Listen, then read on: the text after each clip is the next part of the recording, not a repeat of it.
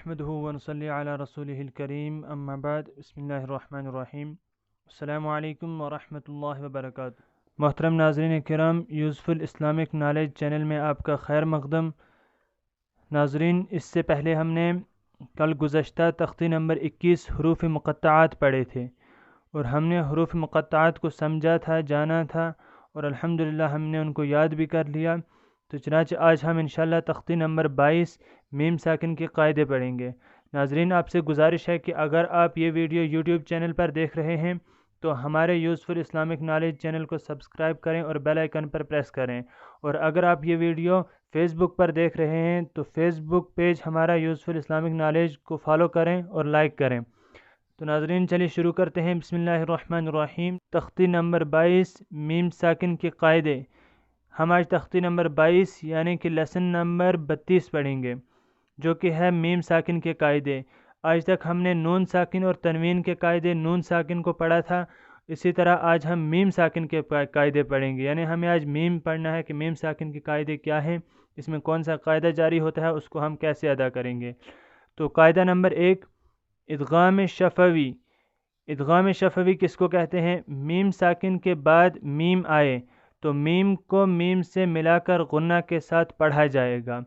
جیسا کہ یہاں میم ساکن ہے، اس کے بعد دوسرا میم آ گیا تو اس وقت کہتے ہیں اس کو کیسے پڑھنا پڑے گا کہ ایک میم کو دوسرے میم کے ساتھ ملا کر غنہ کے ساتھ پڑھنا پڑے گا، کہ اس میم کو ہم اس کے ساتھ ملائیں گے، الیکم مرسلون، الیکم مرسلون، تو ایک میم کو دوسرے میم کے ساتھ ملا کر غنہ کر کے ہم اس کو پڑھیں گے، یعنی ان کی آواز کو کچھ دیر کے لیے ناک میں لے جا کر پڑھیں گے، الیکم مرسلون۔ قاعدہ نمبر 2، اخفاء شفوی۔ میم ساکن کے بعد با آئے تو غنہ کے ساتھ اخفا ہوگا۔ میم ساکن یہاں پہ آپ دیکھ رہے ہیں، اس کے بعد با آیا تو اس وقت غنہ کے ساتھ اخفا ہوگا۔ اخفا یعنی کہ اس وقت پھر بھی ایسے ہی غنہ کے ساتھ اخفا ہوگا، اس کو ہم پڑھیں گے ان ربہم، ربہم بہم، اس وقت بھی ناک میں آواز لے جانی ہے اور ایک الف کے بقدر اس کو کھینچ کر پڑھنا ہے، اس میں اخفا کرنا ہے، ان ربہم بہم۔ قاعدہ نمبر 3، اظہار شفوی۔ میم ساکن کے بعد با اور میم کے علاوہ کوئی اور حرف بالخصوص واو یا فا آئے تو میم کو ظاہر کر کے پڑھنا چاہیے، جیسے اردو میں ہم تم کی میم۔ کہتے ہیں کہ جب میم ساکن کے بعد با اور میم کے علاوہ کوئی اور حرف آئے، بالخصوص اگر واو یا فا آ جائیں تو اس وقت ان میں اظہار کرنا ہوگا، یعنی ان کو ظاہر کر کے پڑھنا ہوگا، جیسے اردو میں پڑھتے ہیں ہم یا تم، ہم یا تم کا میم پڑھتے ہیں، اسی طرح اس کو پڑھنا ہوگا، جیسے آپ یہاں پہ دیکھ لیں ہا میم پیش ہم۔ اب اس کو ہم کر کے یا ہم ایسے نہیں پڑھیں گے، تو اس کو ہم ظاہر کریں گے ہم لکم دینکم ام لم، تو ہم اس کو ایسے ہی پڑھیں گے۔ چلیے شروع کرتے ہیں۔ ادغام شفوی، اس میں ہمیں غنہ کرنا ہے، ایک میم کو دوسرے میم کے ساتھ ملا کر پڑھنا ہے۔ حمزہ زیر ای، لام یا زبر لی، الی، کاف میم پیش کم، الیکم، میم را پیش مر، سین زبر س، مر س، لام وا پیش لو، مرسلو، نون زبر ن، الیکم مرسلون، الیکم مرسلون، لام زبر لا، ہا میم پیش ہم، لہم، میم الف زبر ما، لہم ما، لہم ما، یا زبر یا، شین الف زبر شا، اوپر مد، یشا، حمزہ وا پیش او، یشاء، نون زبر ن، یشاءون، لہم ما یشاءون، فا یا زر فی، قاف پیش قو، لام وا پیش لو، قلو، با زر بی، ہا میم زر ہم، قلوبہم،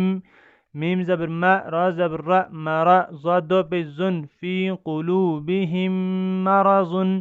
فی قلوبہم مرض، فا زبر فا، ہا میم پیش ہم، فہم، میم عین پیش مع، را زر ری، فہم معر، ضاد واو پیش زو، نون زبر نا، فہم معرضون۔ تو یہ ہوا ادغام شفوی۔ اب ہم پڑھیں گے اخفاء شفوی، یعنی کہ میم ساکن کے بعد با آیا اور اس کو ہم نے غنہ کے ساتھ اخفا کیا۔ حمزہ نون زیر ان، نون زبر نا، ان، را با زبر رب، با زبر با، رب، ہا میم پیش ہم، ان ربهم، با زیر بی، ہا میم زیر ہم، ان ربهم بهم، ان ربهم بهم، تارا زبر تر، میم یا زیر می، تر می، ہا میم زیر ہم، تر میہم، با زیر بی، حا زیر ہی، بی ہی، جیم الف زبر جا، بی حجا، را زبر را، تا دو زیر تن، رتن، بحجارة، ترميهم بحجارة، ترميهم بحجارة، واو زبر و، میم الف زبر ما، وما، ہا میم پیش ہم، وما هم، با زیر بی، میم حمزہ پیش مو، بمو، میم زیر می، نون یا زیر نی، منی، نون زبر نا، بمؤمنین،